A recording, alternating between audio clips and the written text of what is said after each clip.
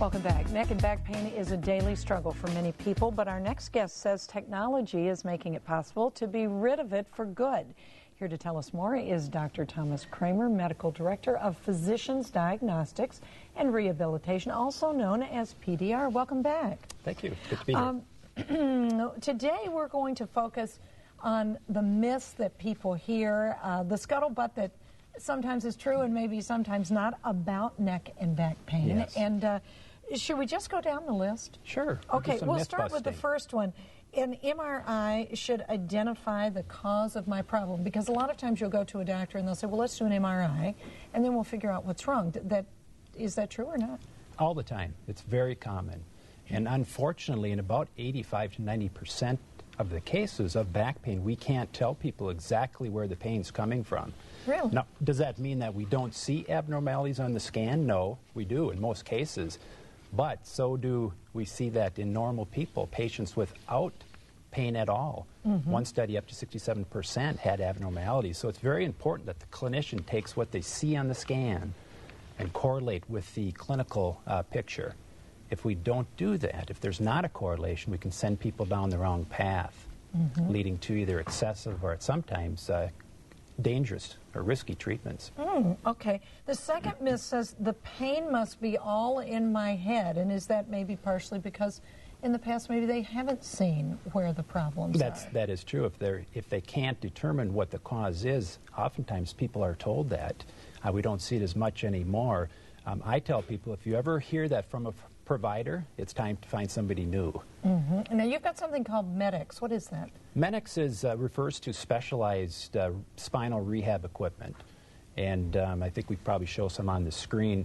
What this allows us to do, two parts. One is it allows us to test spinal function, so we can get a baseline as to how a person's spine is doing. And then secondly, we use that same equipment to isolate specific problem areas and then strengthen the muscles around the spine. Does this machine hurt in any way? I mean, what does it feel like? Well, the patient, when you see the film, it looks maybe like the machine's doing something, but the patients are moving the machine. There oftentimes is an initial increase in symptoms. So this is for patients who are motivated, they want to get better, they're not afraid to have an initial increase in symptoms, knowing that the trade-off is going to be a long-term solution. And that brings us to myth 3. If my neck or back pain hurts, I should take it easy until the pain goes away. Yeah, that's not true.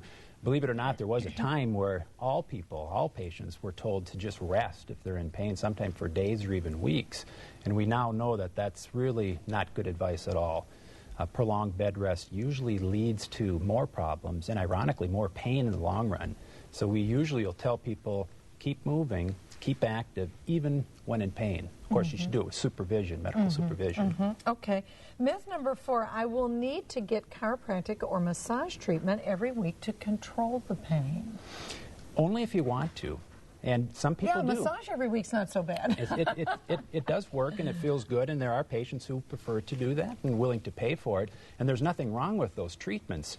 They are effective. Most of our patients have already been down that road, and they're enjoying only temporary improvement from those treatments, and they're now looking for something that is a long-term solution. They want a fix for the problem, and so they come to us. All right. And myth number 5, if my pain doesn't go away, I will need to give up my favorite activities, which is what a lot of us think. A lot of patients do, yes. And it, unfortunately, doesn't have to be that way. Most of the patients we see are already down that road. They've given up their activities. They tried to get back, but they get more pain and they become less active. They're so what we call kinesiophobic that a lot of them are afraid to move. So we have to slowly show them that they can get back to doing all those things. And our therapist will spend time showing them how to properly brush their teeth, get in and out of a car. Just simple things we take for granted can make a big difference for these folks. If you had any final comments to say to people who are watching and suffering from neck or back pain, what would it be? I guess what I would say, Corbin, is if there are viewers out there who have been long suffering with pain, back, neck pain that just won't go away, I would say to them that maybe you've tried everything, you think you've tried everything, perhaps you've given up some or even most of your activities, and maybe even given up hope. I just want to tell people that you really don't have to live that way. every day we see people in our clinics who were just like those folks, and they were able to turn their life around, and so can they.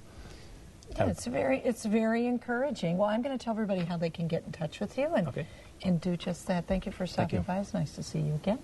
To talk to a therapist or doctor or to receive a free video about the program at PDR, you can call 952-908-2700.